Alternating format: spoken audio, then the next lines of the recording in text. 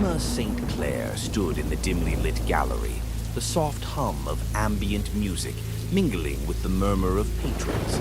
Her eyes swept across the room, taking in the array of modern art pieces, each more abstract and provocative than the last. Tonight's exhibition, a showcase of avant-garde installations, had drawn a sophisticated crowd. Emma, a dedicated art curator, took pride in her ability to select and present the most compelling pieces. Yet, as she adjusted a hanging light, something felt off.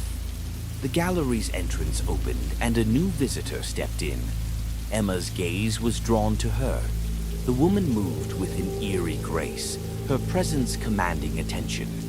It wasn't just her striking appearance that was unsettling.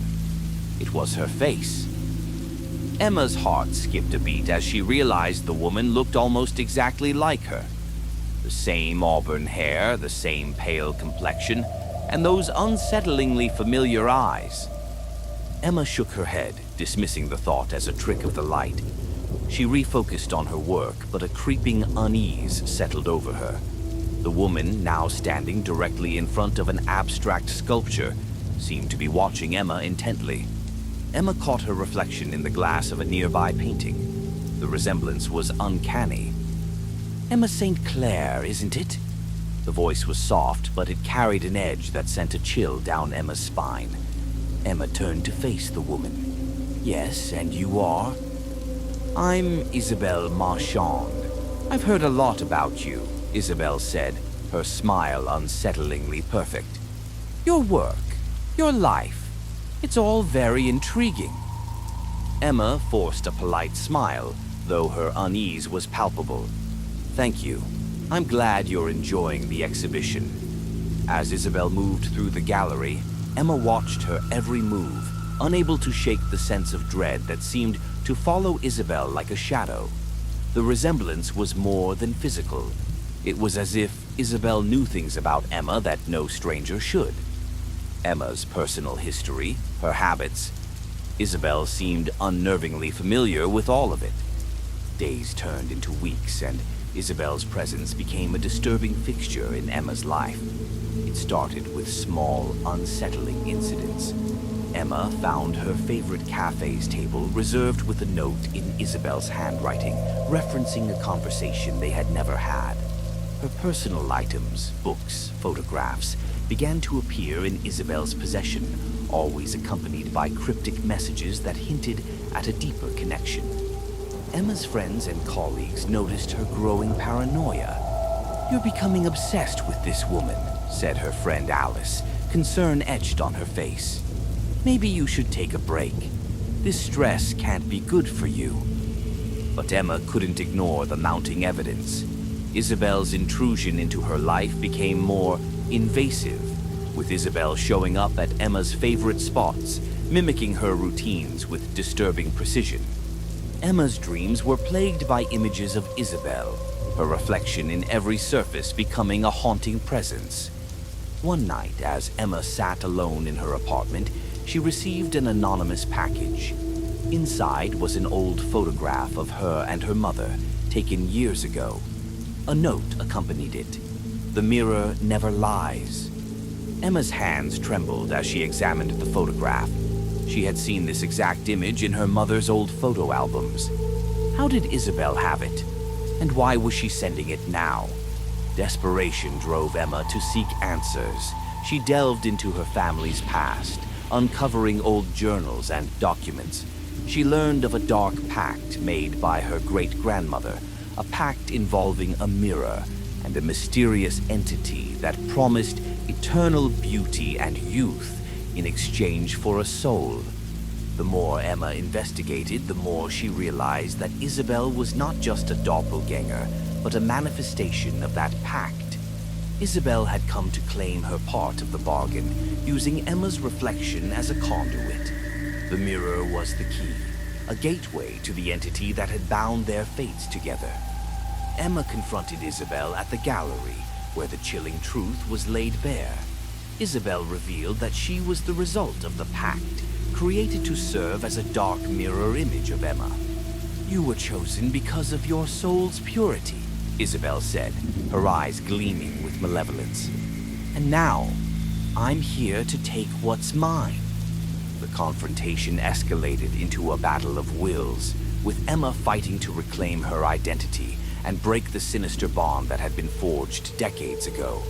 The gallery, once a place of art and beauty, became a battleground of shadows and terror. Emma's struggle reached its climax as she faced Isabel in front of an antique mirror, an artifact from her great-grandmother's era. The mirror, once a symbol of vanity and deceit, now held the key to breaking the pact. Emma, driven by fear and determination, shattered the mirror with a heavy object. The impact was immediate.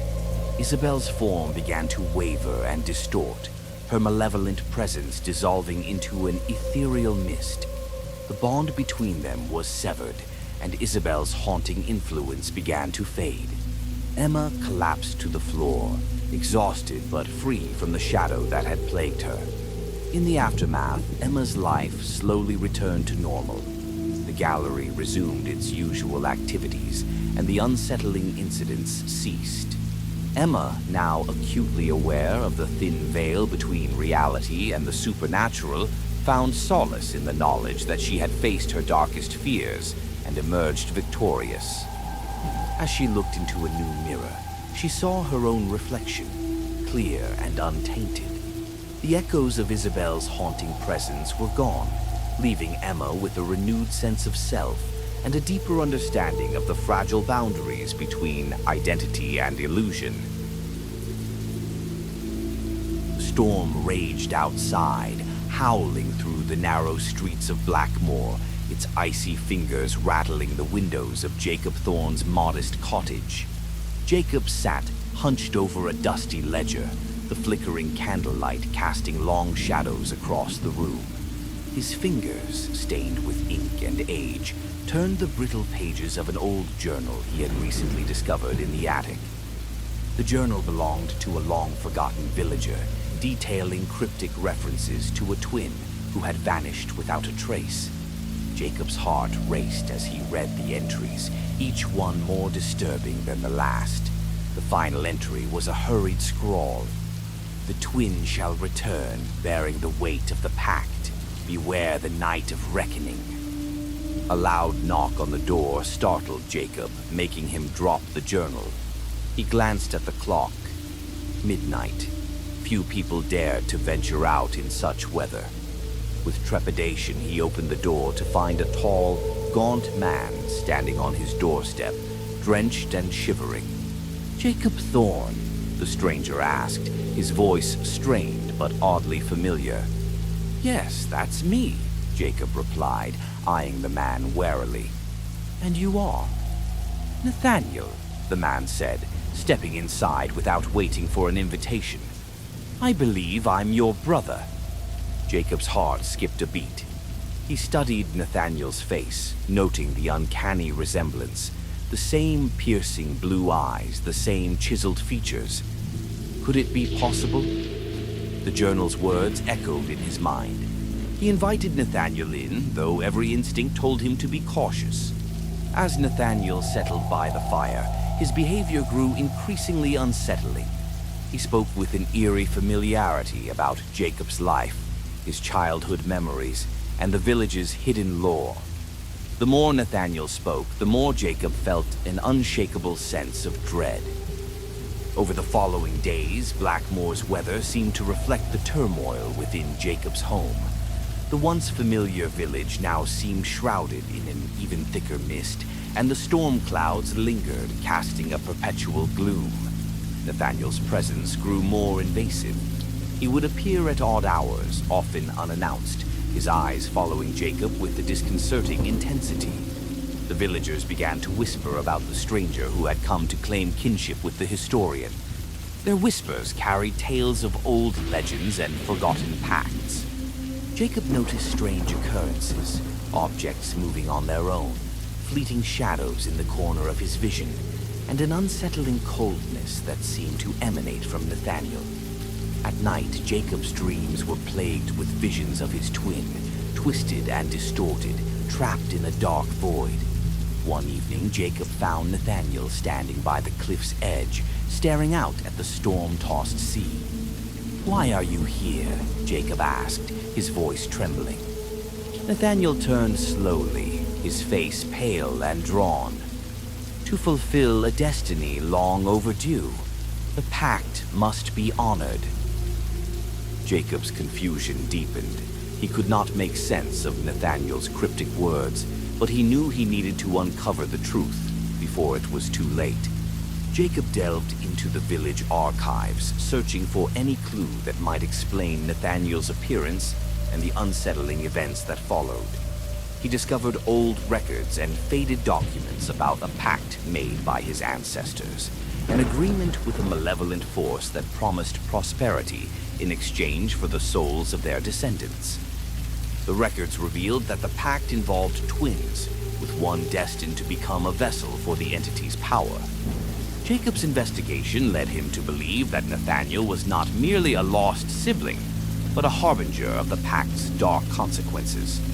As Jacob pieced together the evidence, he found that the pact required a final sacrifice. One twin must willingly merge with the entity to complete the ritual and ensure its power over the village. The entity's influence had been subtly shaping events in Blackmore, feeding on fear and despair. Jacob confronted Nathaniel in the old chapel where the final ritual was to take place.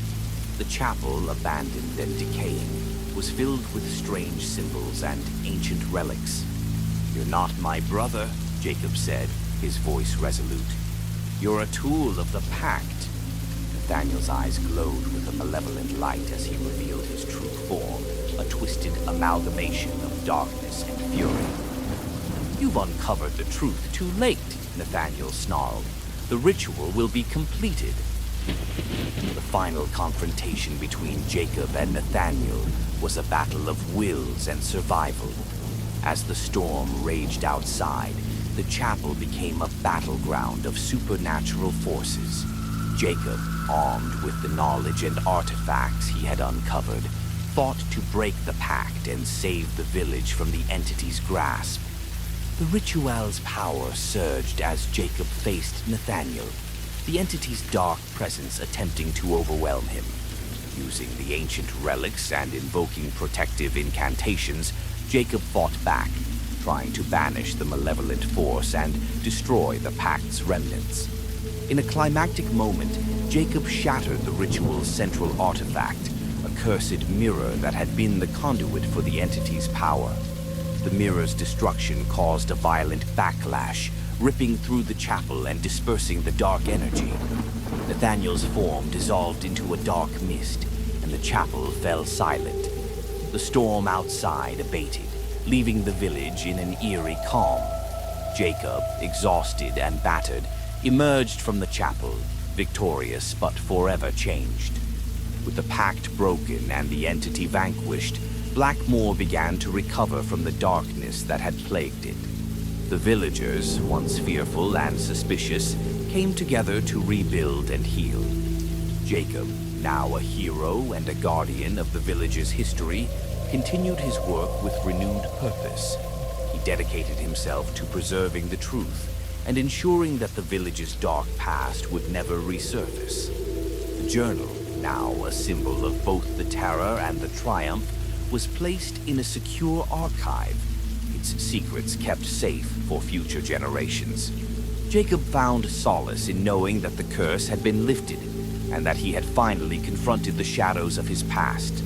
As he looked out over the now peaceful village, Jacob felt a sense of closure. The forgotten twin was no longer a source of fear, but a reminder of the resilience of the human spirit in the face of darkness. Sarah Collins tightened the straps on her backpack and adjusted her hiking boots, ready for another day of exploration in Ashwood Forest. The mist hung low over the forest floor, wrapping the trees in a ghostly shroud. She had come here to study the local flora and fauna, but the forest's eerie reputation had piqued her curiosity even more. As she ventured deeper into the woods, the sounds of civilization faded, replaced by the rustling of leaves and the occasional snap of a twig underfoot. Sarah enjoyed the solitude, finding peace in the untouched beauty of the forest. But today there was something different, an unsettling feeling that she couldn't quite shake. By late afternoon, Sarah stumbled upon a narrow, overgrown path that she had never seen before. Driven by curiosity, she decided to follow it. The path twisted and turned, leading her deeper into the forest until she arrived at an old, decrepit cabin hidden among the trees. Its weathered wooden walls and broken windows spoke of years of abandonment. The cabin door creaked open as Sarah pushed it gently. Inside, the air was musty, filled with the scent of decay. The dim light filtering through the cracked windows revealed a sparsely furnished room with a dusty table and a few broken chairs.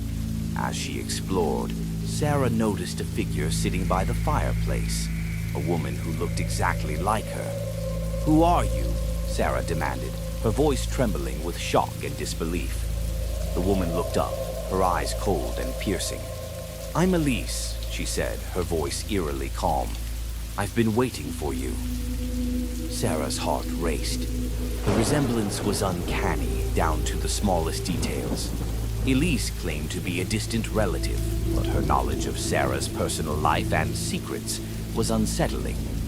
She knew things that Sarah had never shared with anyone. "I don't understand," Sarah said, trying to steady her nerves. "How do you know so much about me?"